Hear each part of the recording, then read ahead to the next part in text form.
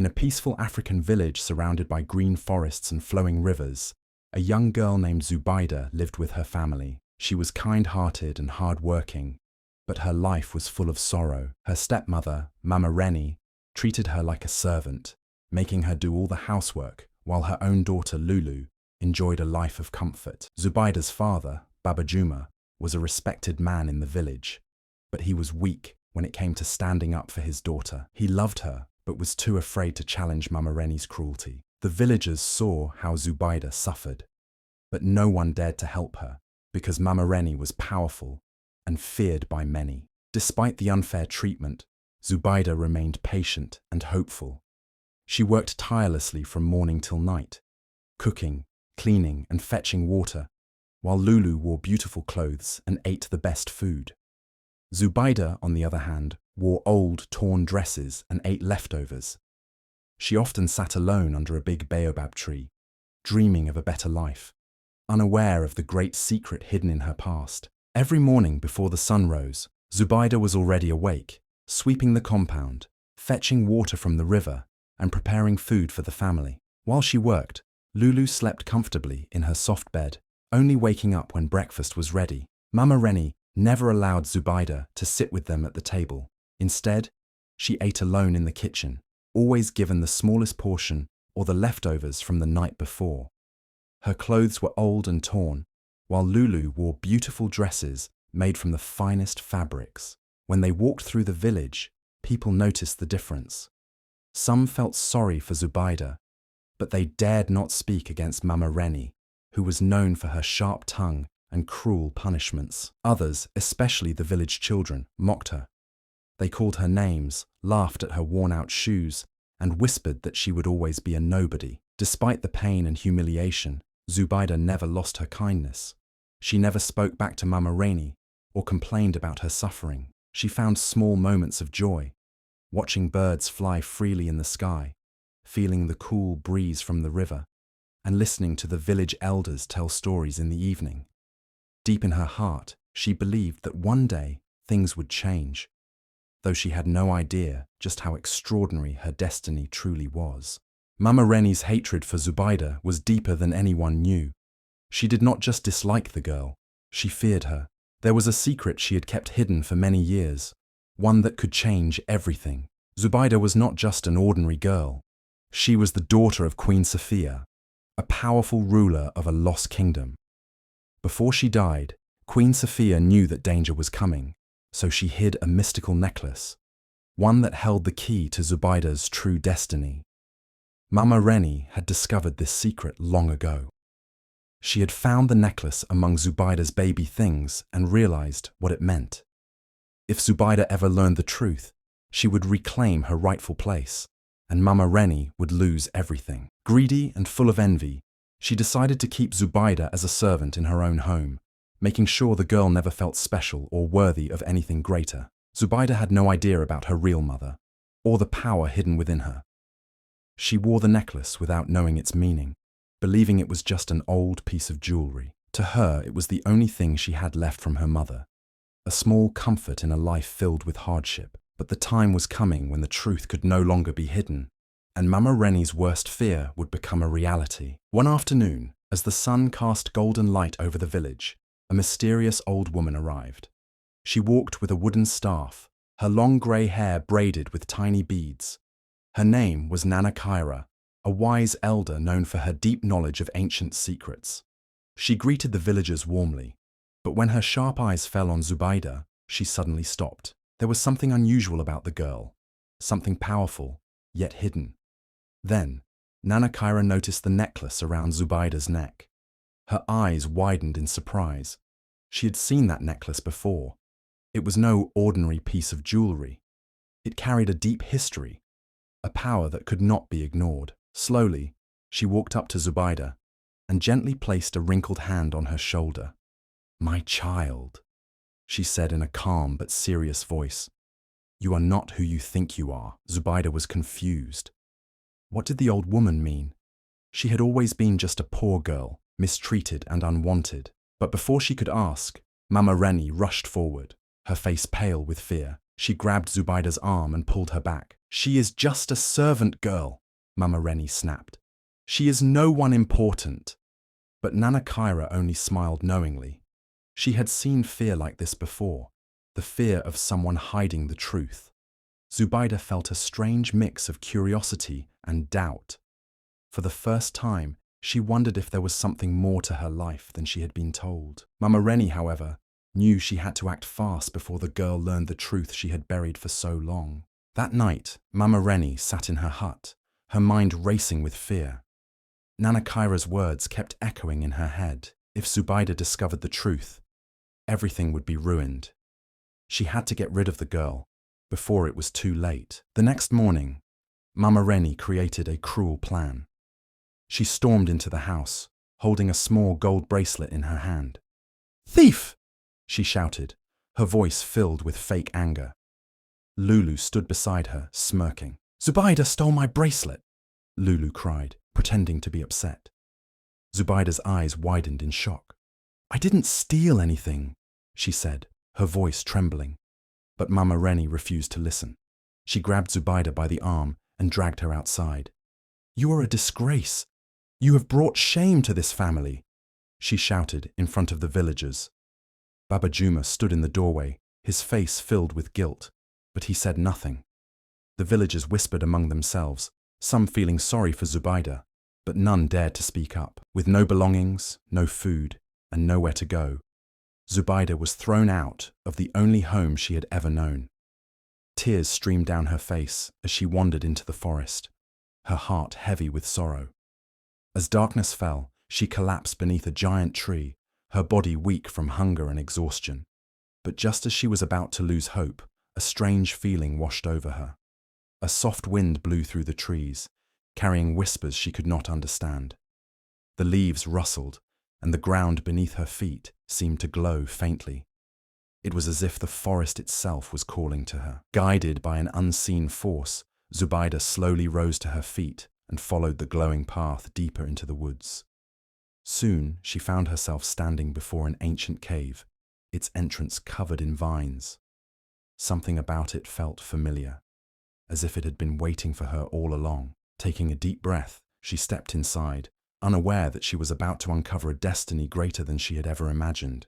Zubaida stepped carefully into the dark cave, her heart pounding. The air inside was cool, and the walls shimmered faintly in the dim light. As she walked deeper, a strange glow appeared ahead. She followed it, and soon found herself in a hidden chamber. The walls were covered in ancient carvings, beautiful images of warriors, queens, and great battles. The symbols felt familiar, as if they were calling to her. She moved closer, tracing her fingers over the carvings. Then, her eyes fell on one figure that made her gasp. It was a woman wearing a golden crown, holding a necklace exactly like hers. Below the carving, words were etched in the stone. Though she had never learned to read such ancient writing, the meaning somehow became clear in her mind. Queen Safia, ruler of the lost kingdom, mother of the true heir. Zubaida's breath caught in her throat. Could this be her mother? Was she truly the daughter of a queen? The thought felt impossible, yet deep inside, something told her it was true. She looked down at her necklace, suddenly realizing its importance. This was no ordinary piece of jewelry. It was the key to something much greater. Before she could process everything, a voice echoed through the cave. "You were meant to find this place, child." Zubaida spun around and saw Nana Kaira standing at the entrance, her eyes filled with wisdom. She stepped forward, her long robes flowing behind her. "I have waited many years for this moment," she said. "You are the true heir, Zubaida. Your mother left this for you, knowing that one day you would return." Tears filled Zubaida's eyes. She had spent her whole life believing she was a nobody, unwanted and unloved, but now she knew the truth. She was not just a poor servant girl. She was the daughter of a queen, and her destiny was far greater than she had ever imagined. Nana Kaira took Zubaida's hand and led her through a narrow passage at the back of the cave. The air grew warmer, and the walls shimmered with tiny golden specks. Zubaida's heart raced as they walked deeper into the earth. Finally, they reached a massive stone door covered in ancient symbols. Nana Kaira placed her hand on the door, and suddenly, Zubaida's necklace began to glow. The door rumbled, then slowly slid open. Zubaida gasped as she stepped inside. Before her lay a breathtaking underground temple, its walls lined with torches that lit up on their own. The floor gleamed like gold, and at the center stood a grand throne, carved from pure ivory and encrusted with shimmering gemstones. Around the throne were chests overflowing with gold coins, fine silk robes, and weapons made of silver and bronze. The air crackled with an unseen power, and Zubaida could feel it pulsing through her veins. She walked toward the throne, her footsteps echoing in the vast chamber. As she reached out to touch it, a surge of energy rushed through her body. Her vision blurred, and for a moment she felt as if she were floating. Images flashed before her. Her mother, Queen Safia, standing tall and proud, leading warriors into battle.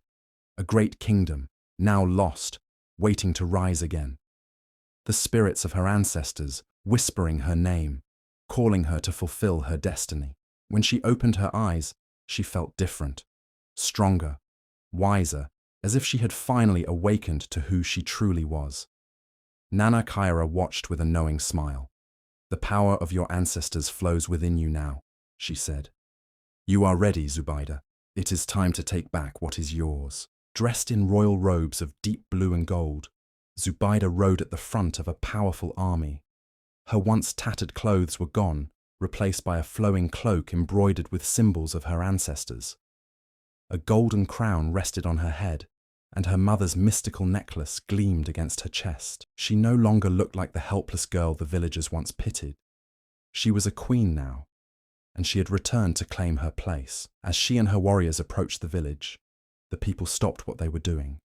Mothers clutched their children, elders whispered in shock, and young men stared in awe.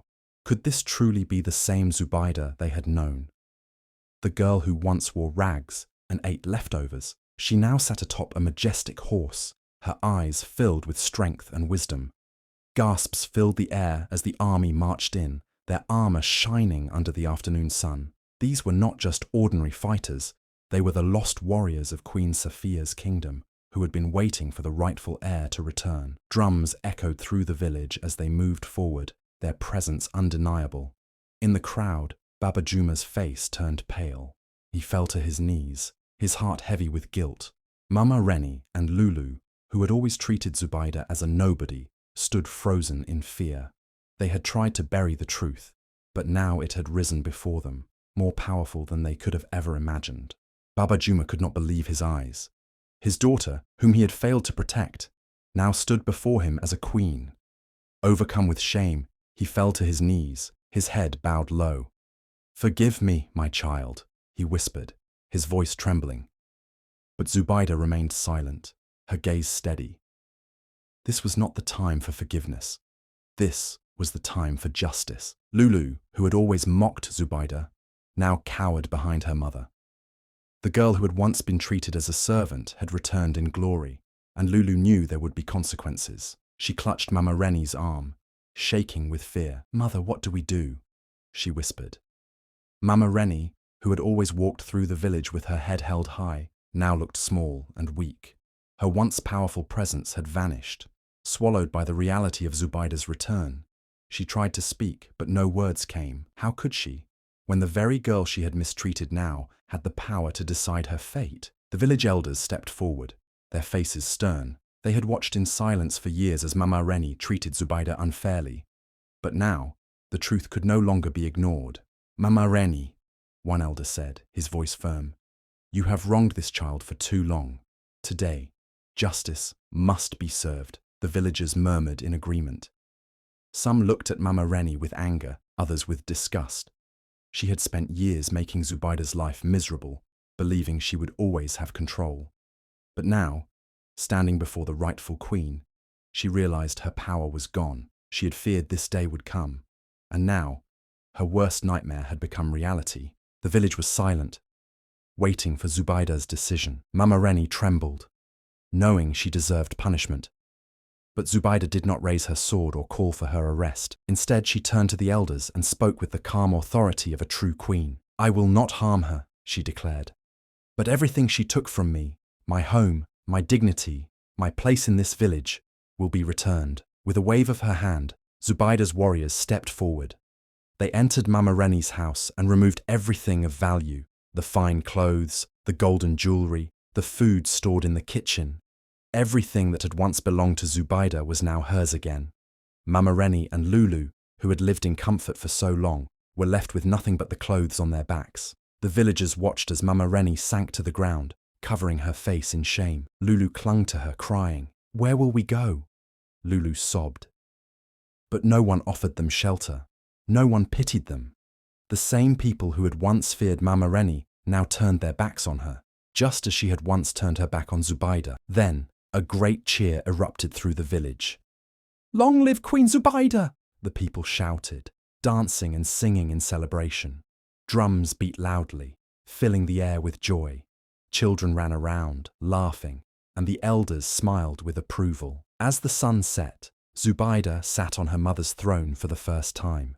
She looked out over her people, no longer a servant, no longer a nobody. She was a queen, a ruler, who had risen from suffering to claim her true destiny. And as she sat there, her mother's necklace glowing softly against her chest, she knew that this was only the beginning of her story.